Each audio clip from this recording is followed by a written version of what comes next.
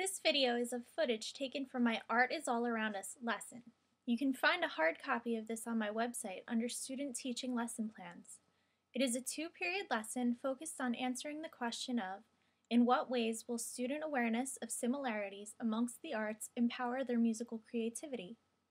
This is my first time teaching the 6th grade class, so you will notice that I keep asking them to say their names in an attempt to connect and become acquainted with my students.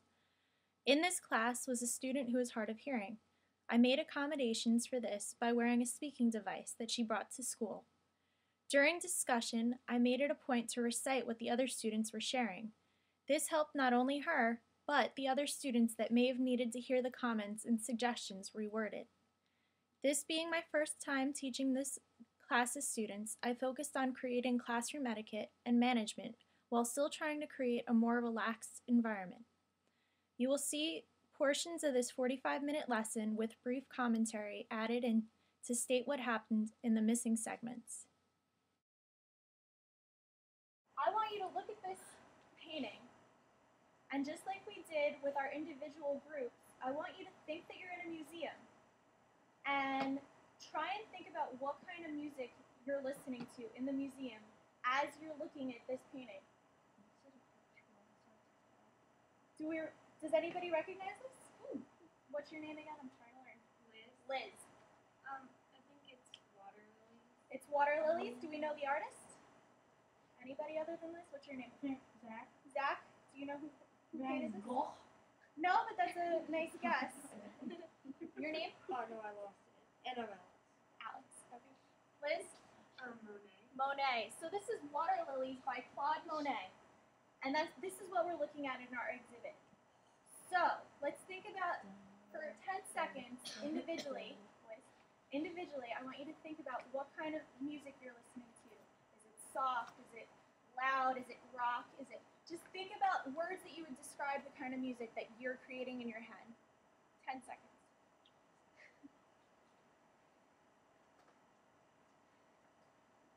Okay.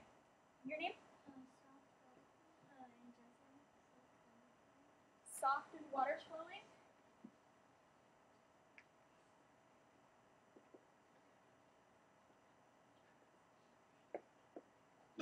Okay. Your name? Joe. Joe? Yes. Jaws. Jaws. What do you mean Jaws? It's water.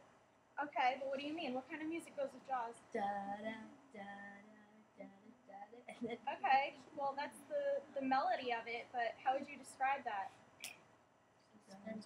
Suspenseful is a good word. So I'm going to write Jaws, and then suspenseful. I'm going to change my last. Haley, right? Yeah. Okay. I thought like it's like a soft like violin or something. A soft. So I'm going to underline soft because that seems to be a pretty common word that we're coming up with.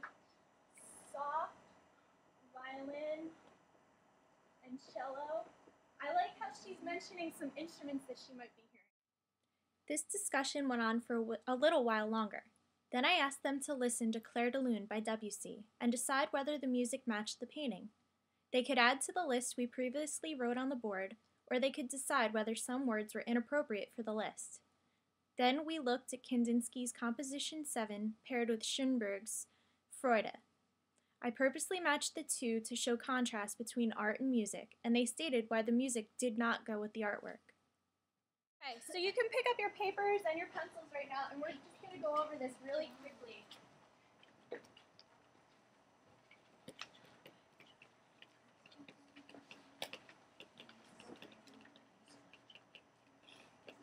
And when everybody's holding their paper and their pencil, and they're quiet, I know that we're ready to move on. Excellent. Okay, so we've already come up with some words and some ways to describe what we're looking at and what we're actually going to hear in our own heads. And we're being really smart and making really educated decisions based on what we're saying. And I think that's awesome. This class is so smart. But this is just some other ways to think about classifying what we're looking at and what we're hearing. So on this side, this all pertains to music. And these are just some ways to describe music. Hold on one second, Ryan. And on this column, it's all art. This is some of the ways that we can look at art to come up with some of the words that we've already described. Hold on one second. And you see how I put the dotted lines? This is how I think that they relate. So this chart is to relate music and art, which is really cool because that's what we've been doing. So you guys are already one step ahead of everybody else because we can already make those connections. We completed the Schmurf chart by defining the terms and filling the columns in with the examples we defined using our 2 example art comparisons. Then I asked the class to break up into their previously assigned groups and work together to fill out their charts. I gave them about a minute to discuss while I wrote the directions on the board. Then I regrouped them to clarify what they should be doing in their groups. This clip shows how I regrouped them and restated the directions. That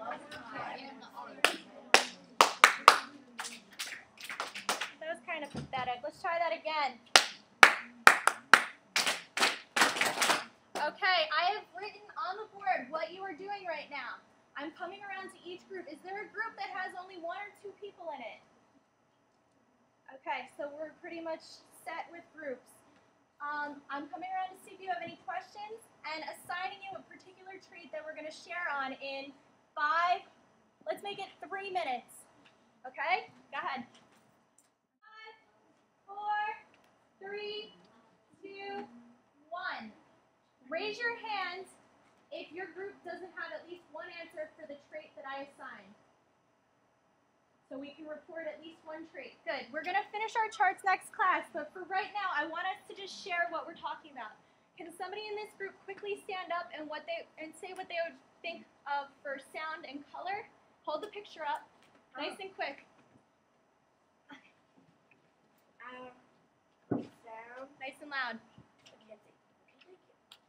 We did high and big and cheery, upbeat, and modern. Okay. And then for color, it's bright, bold,